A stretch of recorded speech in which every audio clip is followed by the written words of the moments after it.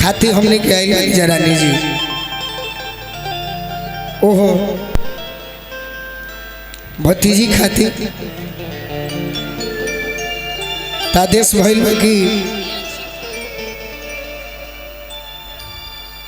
प्रियांशी के छठिहार के अवसर पर तरौरास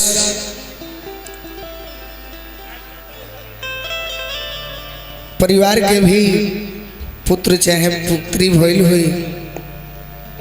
शिवानी हस सखी जाके पूछो तरीके सखी बताओ बताओ तार पुत्र भइल है चाहे पुत्री भइले है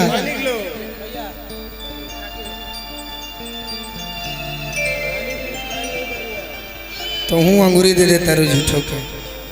पहले गाना सुनावे दी जाला तो रानी अपना ई बतिया के जवाब सखी से कहतरी कि सैया से सटा के सुतनी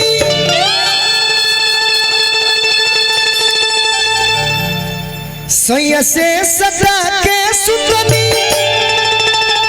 आर खाटी भइली चुमा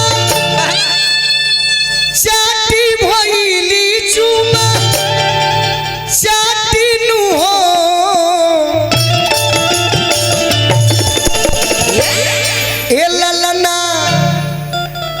ए ललना छाती से सुतवल रजऊ साटी तो तब का भइल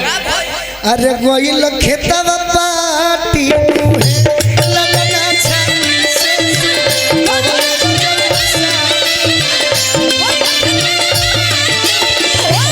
ललना छाती से सुतवल रजऊ साटी की गोइल खेतवा पाटी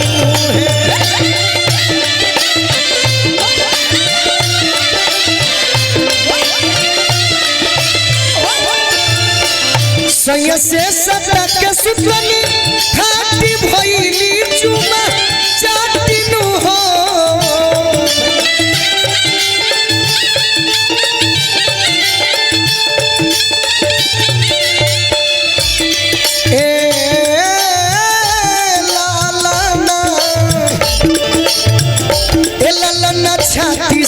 ललना छाती से सुतवल रजऊ साटी की गोइल खेतवा पाटी नुहे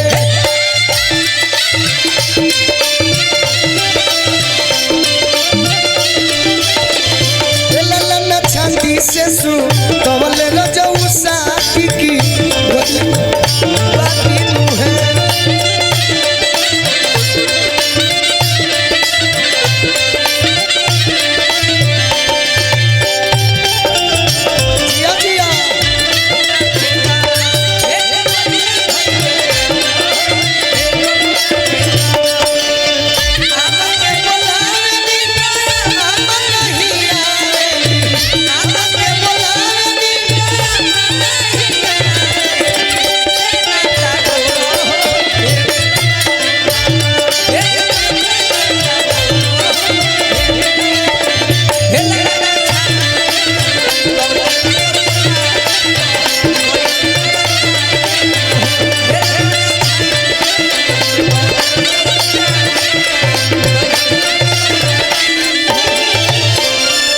कहतरी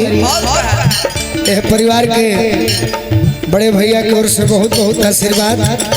पुरस्कार के संगे संगे नामों बताओ तो है कि हुई कहाँ रहने लग रहा अच्छा कहतरी हुलिया में घीवा देखी खाटी भरल थारी उलटिनु है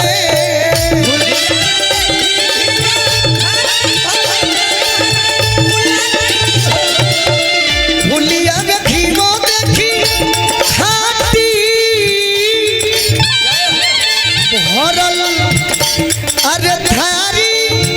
उलाटीनु हो एललना पीरा से को मरिया जता फाटी की दर्द कैसे थाती नुहे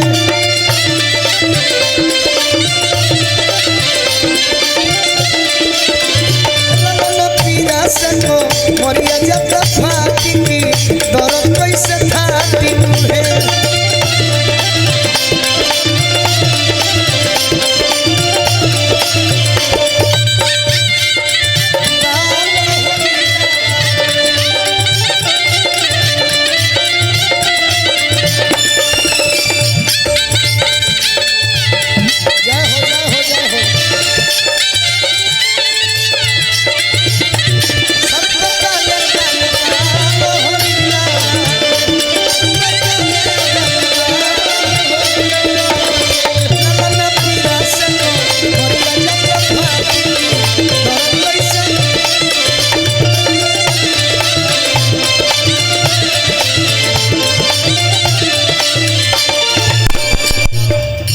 अभी अभी भोला बाबा से आग्रह करब कि उन्हें के काम निपट गई हो खेतावे के काम बा। फिलहाल हमारे सब भैया की ओर से बहुत बहुत आशीर्वाद मिलल। बार बार प्रणाम करब, आशीर्वाद के प्रतीक्षा बा। और का कहत हई मन करे खैती करिया माटी देवर के फरिती घाटी नु हो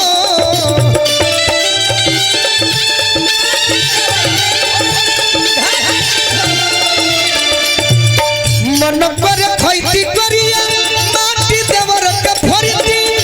अरे घाटी नु हो बोली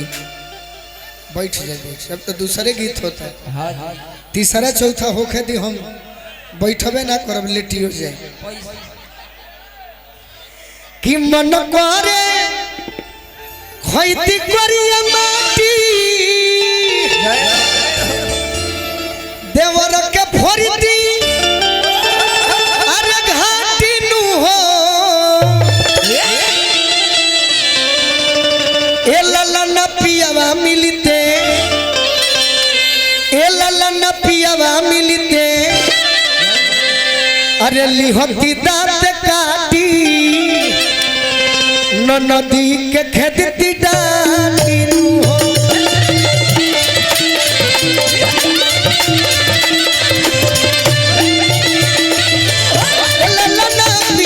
लिहती दांत काटी नदी के खेदती डाली नु है